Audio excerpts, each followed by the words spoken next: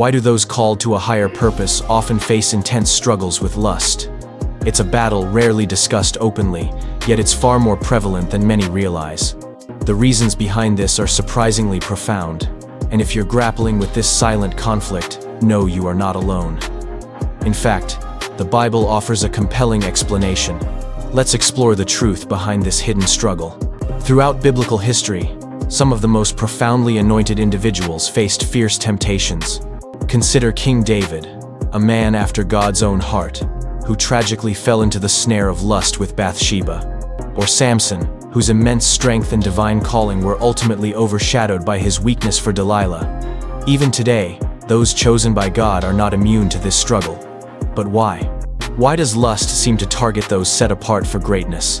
It's not merely a matter of human weakness, it's a spiritual battle, and the enemy strategically targets those with significant spiritual influence. The Bible clearly emphasizes the reality of spiritual warfare.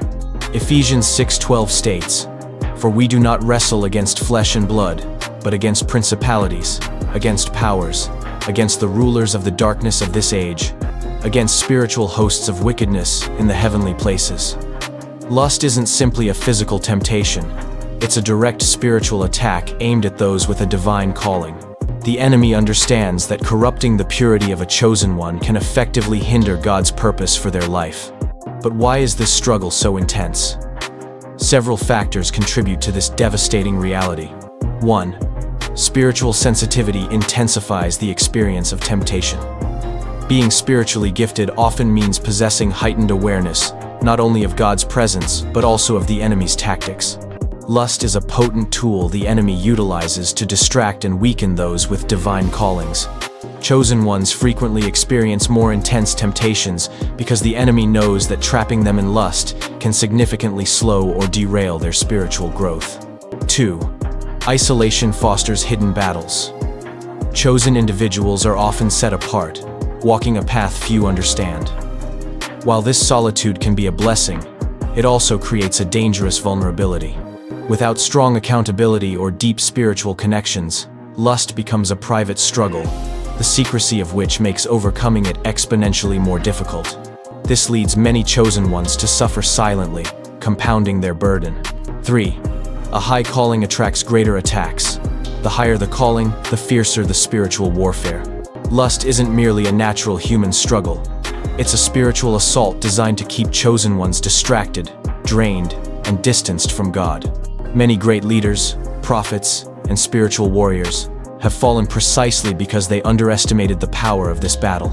The enemy uses lust as a constant snare, understanding that even the strongest warriors can be brought down by their flesh.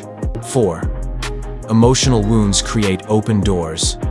Many chosen ones carry deep emotional wounds, experiences of rejection, abandonment, or past heartbreak. These unhealed scars become open doors for the enemy to exploit through lust.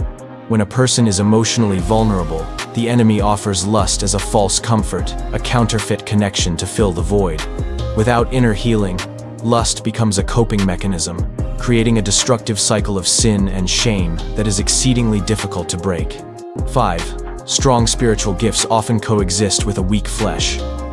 Many chosen ones possess powerful spiritual gifts, yet they remain human.